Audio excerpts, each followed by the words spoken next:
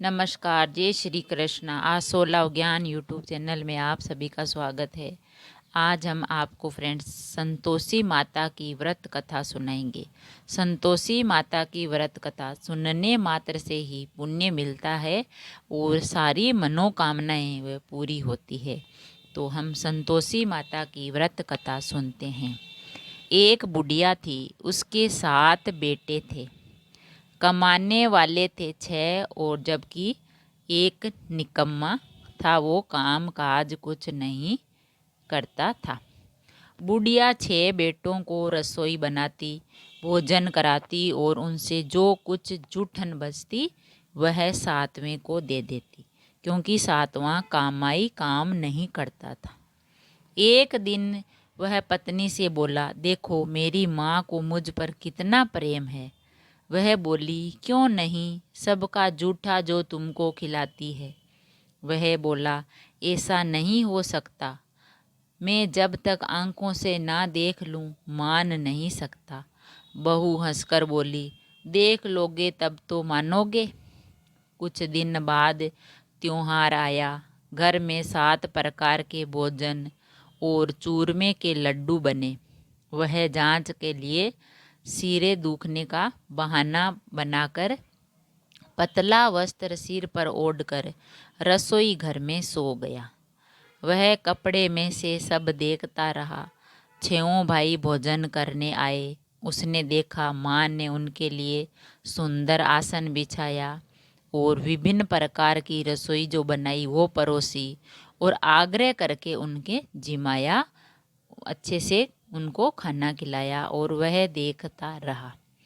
6 भोजन करके उठे तब माँ ने उनकी जूठी थालियों में से लड्डुओं के टुकड़े उठाकर एक लड्डू बना दिया।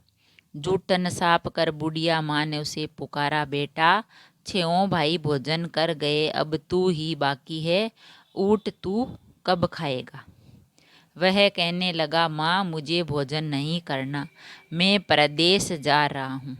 माँ ने कहा, कल जाता हो तो आज ही चला जा। वह बोला, हाँ आज ही जा रहा हूँ। यह कहकर वह घर से निकल गया। 7वें बेटे का परदेश जाना, चलते समय पत्नी की याद आ गई। वह गौशाला में कंडे उपले थाप रही थी। वहाँ जाकर बोला, हम जावे परदेश, आवे कुछ काल, तुम रहियो संतोष से धर्म आपनो पाल। वह बोली, जाओ, मेरे पास तो कुछ नहीं है, यह अंगूठी है सो ले लो और अपनी कुछ निशानी मुझे दे दो। वह बोली, मेरे पास क्या है, ये गोबर भरा हाथ है।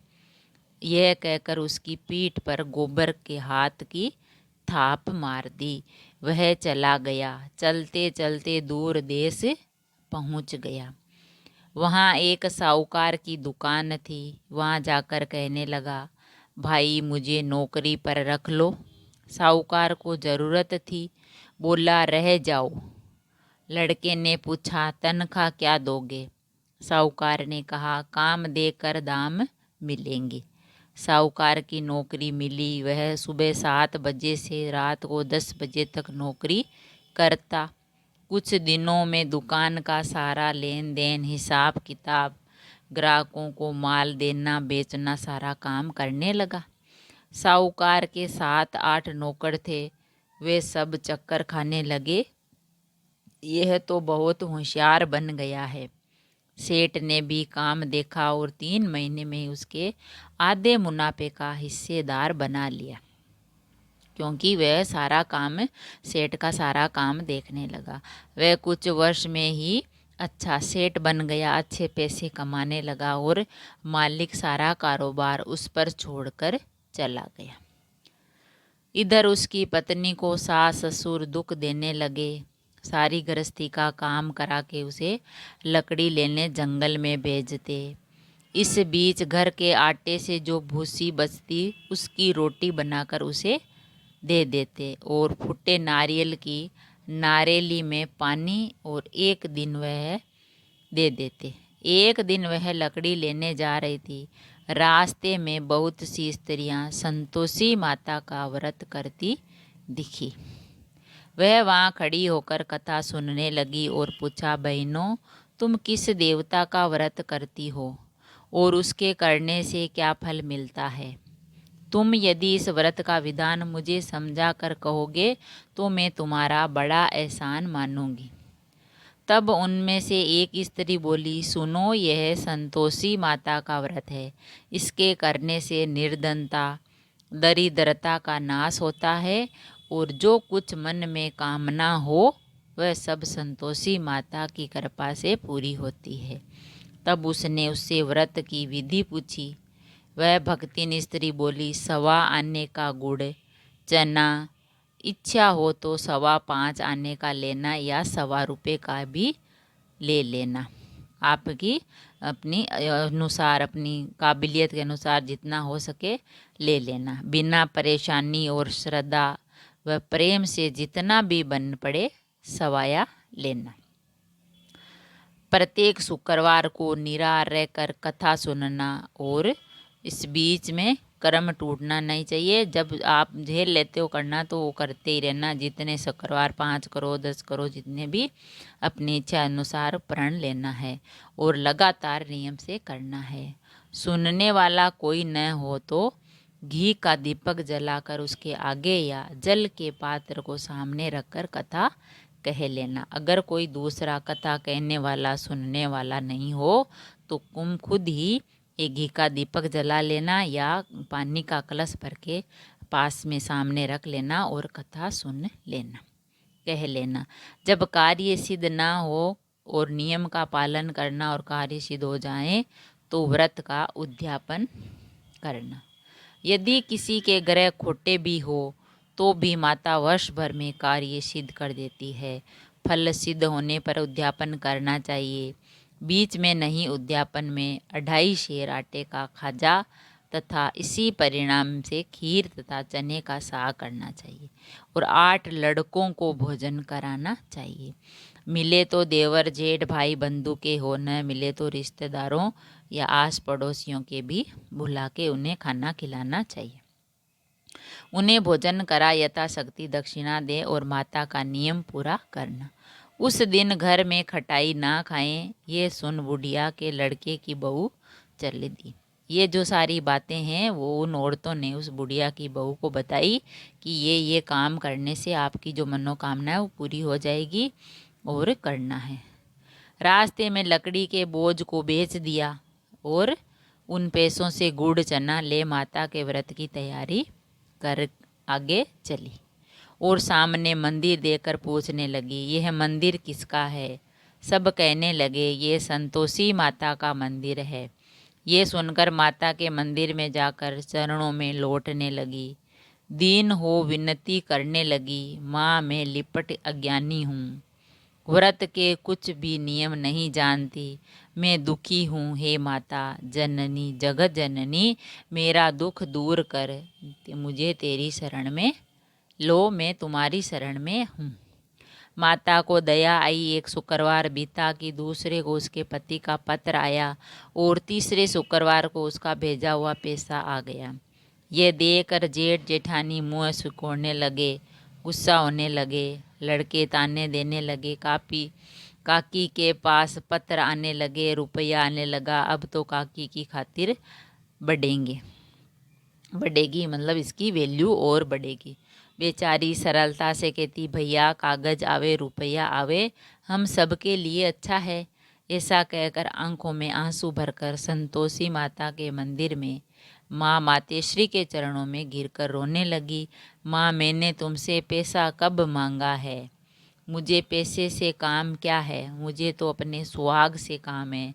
मैं तो अपने स्वामी के दर्शन मांगती हूँ। तब माता ने प्रसन्न होकर कहा, जा बेटी तेरा स्वामी आएगा। यह सुनकर खुशी से बावली होकर घर में जा काम करने लगी। अब संतोषी माँ विचार करने लगी, इस भोली पुत्री को मैंने कह तो दिया कि तेरा पति आएगा, लेकिन कैसे?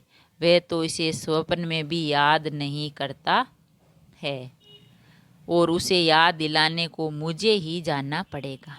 इस तरह माता जी उस बुढ़िया के बेटे के पास जा स्वप्न में प्रकट को कहने लगी, साहूकार के बेटे सो रहा है या जागता है?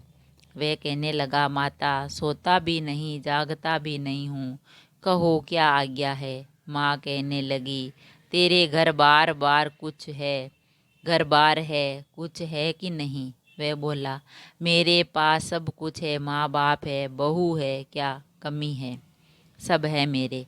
माँ बोली, भोले पुत्र तेरी बहू घोर कष्ट उठा रही है, तेरे माँ बाप उसे परेशान कर रहे हैं, वह तेरे लिए तरस रही है, तू उसकी सुध ले। वह बोला, हाँ माता जी यह तो मालूम है, परंतु जाऊं तो कैसे? परदेश की बात है, लेन देन का कोई हिसाब नहीं, कोई जाने का रास्ता नहीं, कैसे चला जाऊं? माँ कहने लगी, मेरी बात मान, सवेरे नहा धोकर माता संतोषी का नाम ले और घी का दीपक जला दंडवत कर दुकान पर जा, पूजा अर्चना करके मेरी फिर दुकान जा। देखते देखते सारा लेन देन चूक गया, जमा का माल बिक गया और शाम होते ही धन का भारी ढेर लग गया, सारा सामान बिक गया और अच्छी इनकम हो गई। अब बूढ़े की बात मानकर वह नहा धोकर संतोषी माता को दंडवत घी का दीपक जला दुकान पर जा बैठा। थोड़ी देर में देने वाले रुपया लाने लगे, लेने वाले हिसाब लेने लगे। कोठे में भरे सामान के खरीदार नगद दाम दे सौदा करने लगे। शाम तक धन का भारी ढेर लग गया। मन में माता का नाम ले चमत्कार देख प्रसन्न होकर घर ले जाने के वास्ते गहना कपड़ा सामान खरीदने लगा। यहाँ काम से निपट तुरंत घर को रवाना हुआ। उधर उसकी पत्नी जंगल में लकड़ी लेने जाती है, लौटते वक्त माता जी के मंदिर में विश्राम करती है। वह तो उसके प्रतिदिन रुकने का जो स्थान हो गया। धूल उड़ती देख वह माता से पूछती है, माता ये धूल कैसे उड़ रही है? माता कहती है, पुत्री तेरा पति आ रहा है, अब तू ऐसा कर लकड़ियों के 3 बोझ बना ले, एक नदी के किनारे रख और दूसरा मंदिर में, मेरे मंदिर में, और तीसरा अपने सिर पर। तेरे पति को लकड़ियों का गट्ठर देख मोह पैदा होगा, वह यहाँ रुकेगा, नाश्ता पानी खाकर माँ से मिलने जाएगा। तब तू लकड़ियों का बोझ उठाकर जाना और चौक में गट्ठर डालकर जोर से आवाज़ लगाना, लो सासू जी लकड़ियाँ का गट्ठर लो और भूसी की रोटी मुझे दो और नारियल के खोपड़े में पानी दो, आज मेहमान कौन आया है। माताजी से बहुत अच्छा कहकर वह प्रसन्न मन से लकड़ियों के 3 गट्ठर बनाई, एक नदी के किनारे पर और एक माताजी के मंदिर में रख दी। और इतने में वह जा पहुँचे। सूखी लकड़ी देख उसकी इच्छा उत्पन्न हुई कि हम यहीं पर विश्राम करें और भोजन बनाकर खा पीकर जाएं। इसी तरह रुक कर भोजन बनाया, विश्राम करके गांव को गया। सबसे प्रेम से मिला। उसी समय सिर पर लकड़ी का गट्ठर लिए हुए उतावली सी आती है, लकड़ियों का भारी बोझ आंगन में डालकर जोर से 3 आवाज़ देती है, लो सासू जी लकड़ियों का गट्ठर और भूसी की रोटी दो, आज मेहमान कौन आया है। यह सुनकर उसकी सास बाहर आकर अपने दिए हुए कष्टों को भुलाने हेतु कहती है, बहू ऐसा क्यों कहती है, तेरा मालिक ही तो आया है, आ बैठ मीठा भात खा, भोजन कर, कपड़े गहने पहन। उसकी आवाज़ सुन उसका पति बाहर आता है, अंगूठी देख व्याकुल हो जाता है। माँ से पूछता है, माँ यह कौन है? माँ बोली, बेटा ये तेरी बहू है, जब से तू गया है तब से सारे गांव में भटकती फिरती है, घर का काम काज कुछ करती नहीं और 4 पहर आकर खा जाती है। वह बोला, ठीक है माँ, मैंने इसे भी देखा और तुम्हें भी, अब दूसरे घर की ताली दो मुझे और उसमें मैं रहूँगा। माँ बोली, ठीक है जैसी तेरी मर्जी। तब वह दूसरे मकान की तीसरी मंजिल का कमरा खोल सारा सामान जमाया। एक दिन में राजा के महल जैसा ठाट बाट बन गया। अब क्या, बहू सुख भोगने लगी। इतने में शुक्रवार आया। उसने पति से कहा, मुझे संतोषी माता के व्रत का उद्यापन करना है। पति बोला, खुशी से कर लो।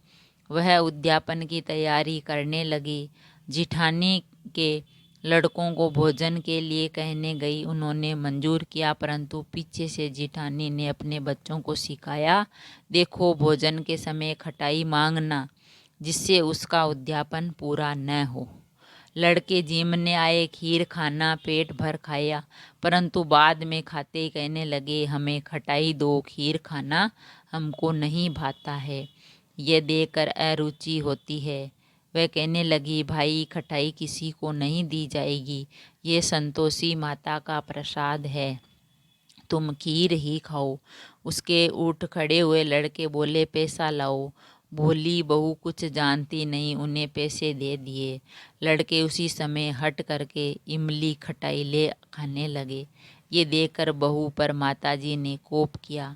राजा के दूत उसके पति को पकड़ कर ले गए। जेठानी मन मान वचन कहने लगी, लूट लूट कर धन इकट्ठा कर लाया है, अब सब मालूम पड़ जाएगा। जब जेल की मार खाएगा। बहू से ये सहन नहीं हुआ। वह माँ संतोषी माता से माफ़ी मांगी। रोती हुई माता जी के मंदिर में गई। कहने लगी, हे माता, तुमने क्या किया? हंसा कर अब भक्तों को रुलाने लगी। माता बोली, बेटी, तूने उद्यापन करके मेरा व्रत भंग किया है। वह कहने लगी, माता, मैंने कुछ अपराध किया है? मैंने तो भूल से लड़कों को पैसे दे दिए, मुझे क्षमा कर दो, मैं फिर तुम्हारा उद्यापन करूंगी। माँ बोली, अब भूल मत करना। वह कहती है, अब भूल नहीं होगी, अब बताओ वे कैसे आओगी?